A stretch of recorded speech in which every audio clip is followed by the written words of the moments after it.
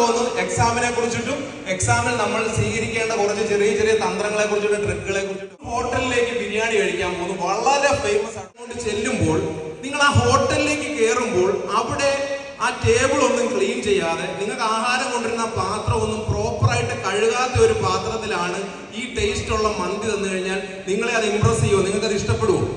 ഒരിക്കലും ഇഷ്ടപ്പെടത്തില്ല. അതിനാണ് നമ്മൾ ഈ എക്സാമിന്റെ പ്രസന്റേഷനിൽ വളരെ കൃത്യമായി ഈ നമ്മുടെ പേപ്പർ നോക്കാനിരിക്കുന്ന ആളുടെ മുന്നിലേക്ക് പ്രസന്റ് ചെയ്യാൻ പറ്റും എന്നുള്ളതിലാണ് നിങ്ങളോട് അവർക്കുള്ള. സ്കൂളിൽ നമ്മൾ എക്സാം എഴുതുമ്പോൾ ഒരു കുഴപ്പമില്ല, ഒരു വർഷമായിട്ട് നമ്മളെ കാണുന്ന ഒരു അധ്യാപകനാണ് ഈ ക്ലാസ്സിൽ വെച്ച് നമ്മൾ എഴുതുമ്പോൾ നമ്മുടെ പേപ്പറുകൾ നോക്കുന്നത്. പക്ഷെ നമ്മുടെ ഈ പബ്ലിക് എക്സാമിൽ നമ്മൾ എഴുതുന്ന പേപ്പറുകൾ നോക്കുന്നത് നമ്മളെ അറിയാവുന്ന അധ്യാപകരാണോ? ആണോ? അല്ല. ഇപ്പൊ നമ്മുടെ ക്ലാസ്സിൽ നമ്മളെ സ്ഥിരമായിട്ട് കാണുന്ന ഒരു അധ്യാപകൻ ഈ പേപ്പർ നോക്കി നമ്മുടെ ഏത് രീതിയിലുള്ള ആളാണെന്ന് ഒരു മുൻ ധാരണ അവർക്ക് ഉണ്ടാവുകയോ ഇല്ലയോ? പബ്ലിക് എക്സാമിന് പേപ്പർ നോക്കുമ്പോൾ അങ്ങനെ ഒരു ധാരണ ആ നോക്കുന്ന അധ്യാപകൻ ഉണ്ടാവുകയോ ഇല്ലയോ?